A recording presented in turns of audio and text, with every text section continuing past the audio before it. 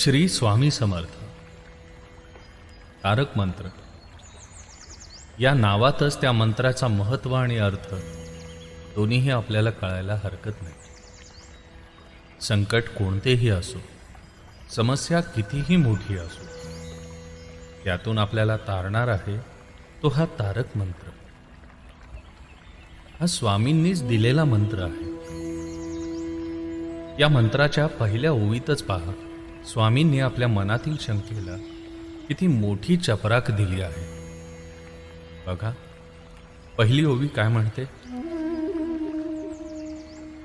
निशंक हो, निर्भय हो मनारे, प्रचंड स्वामी बळपाठीशी रे. अतर्क्य अवधूत हे स्मरणगामी, अशक्य हि शक्य करतील स्वामी. अतर्क्य अवधूत असे हे ब्रह्मांड नायकच तुमच्या पाठीशी उभे आहे, आणि तुम्ही कशाला मनात शंका आणि भीती बाळगून ठेवताय? तारक मंत्र हा तुमच्यासाठी काम करेल की नाही हे तुमच्या एका गोष्टीवरती निर्भर आहे. ती गोष्ट म्हणजे विश्वास. विश्वास हा तसा बघितला तर फार मजेशीर शब्द आहे. या शब्दाचे आपल्या सोयीनुसार आपण दोन अर्थ काढू शकतो. पहिला म्हणजे विश्वास, म्हणजे ज्यात विषाचा वास असेल, आणि दुसरा विश्वास, अख्ख्या विश्वाची आस असणारा. पुढील ओवी काय म्हणते? जिथे स्वामी पाय तिथे न्यून काय, स्वये भक्त प्रारब्ध घडवी हि माय. आज्ञे विना काळ हि नाने त्याला, परलोकी ना भीती तयाला. जिथे स्वामी आहेत तिथे तुम्हाला काय त्रास असणार आहे? तुमचा प्रारब्ध घडवणारे हे स्वामीच आहेत.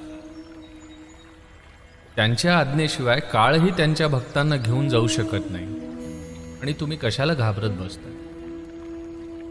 आपल्या बाळाला काही होऊ देणार आहेत का ते? या बाबतीत पुढे असे म्हटले आहे, उगाचे भीतोसी भय हे पळू दे, जवळी उभी स्वामी शक्ती कळू दे. जगी जन्म मृत्यू असे खेळ ज्यांचा, नको घाबरू तू असे बाळ त्यांचा. इथे आपल्याला पुन्हा पुन्हा जाणीव करून दिली आहे की आपण उगाचच घाबरत असतो.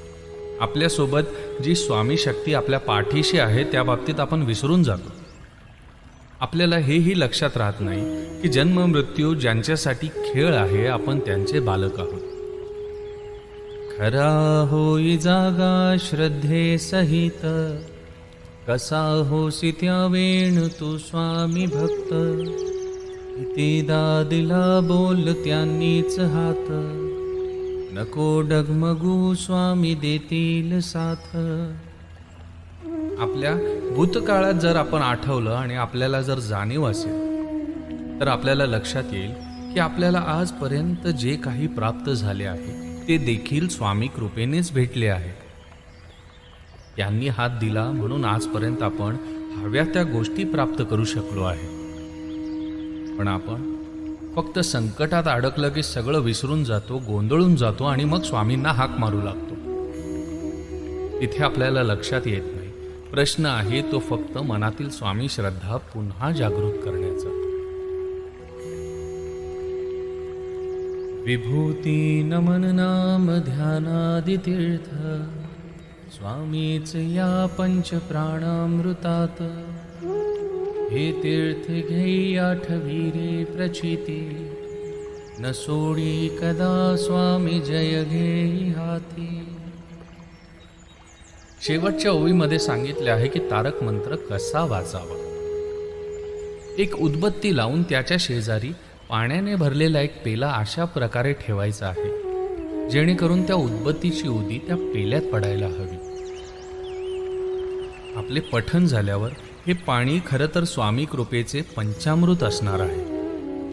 आणि या तीर्थाचे प्राशन करताना एक गोष्ट आपल्याला लक्षात ठेवायची आहे की आपल्याला भलेही स्वामींच्या प्रचितीचा एखाद्या वेळेस विसर पडेल, पण एकदा स्वामींनी आपला हात धरला की ते कधीच आपला हात सोडणार नाही. ही तर झाली तारक मंत्राबद्दल थोडीशी माहिती.